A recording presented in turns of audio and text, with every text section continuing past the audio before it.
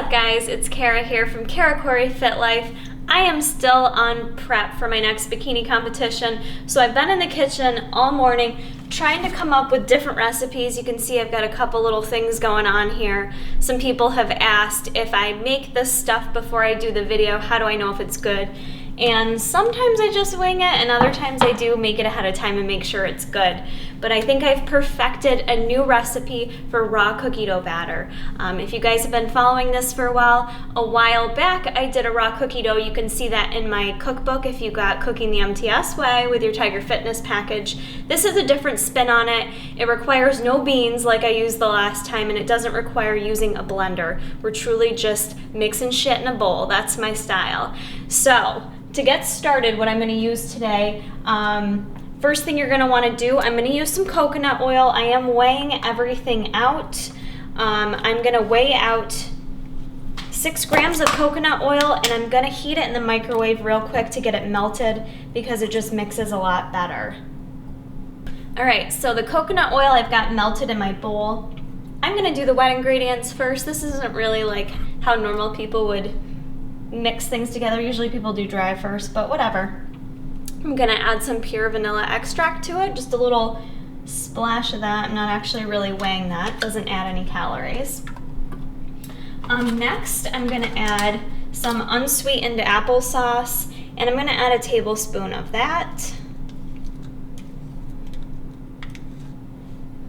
Now for this recipe, I know I'll get questions. Can I substitute this, add this, swap that? I'm gonna be honest, I've tried this a few different ways, and this way it turned out perfect. So you can play around with it, but I would suggest following this to a T. The next thing I'm gonna add are some all-natural liquid egg whites. I'm gonna add in 20 grams.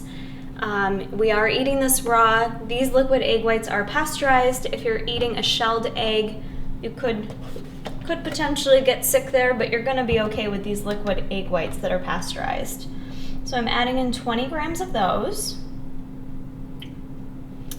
I went a little bit over 20, but that's all right. Next, we're gonna add in, for the protein for this, I am going to use MTS Way pumpkin pie. You guys can play around with the whey flavors. I did vanilla a little bit earlier. I kind of like it better with the pumpkin, and I gotta be honest, the nutritional profile on the pumpkin pie is bomb. It's my favorite. It's low in fat, 1.5 grams per serving. Oh, 2.5, I lied. Either way, it's good shit. So we're gonna use this. I'm gonna do a half a scoop. I am gonna weigh it out so it ends up being like 16 grams.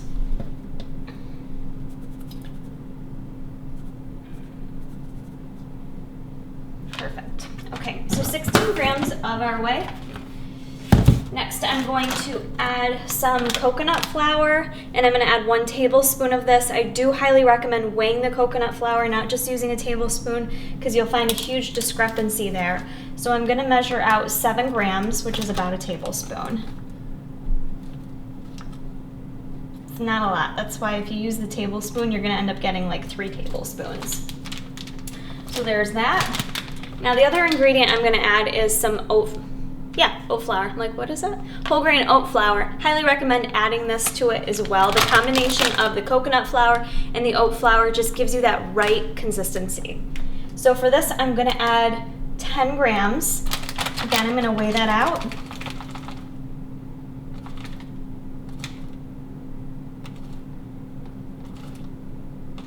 All right, perfect. And next, what I've got here, I know some of you may not have this on hand.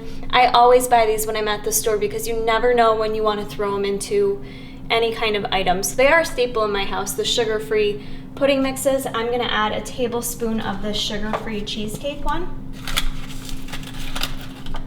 That might be a little bit over. All right, and lastly, I am going to add a little bit of peanut butter. Actually, let me mix this up first. I'm gonna mix this up first and see what consistency I'm working with here.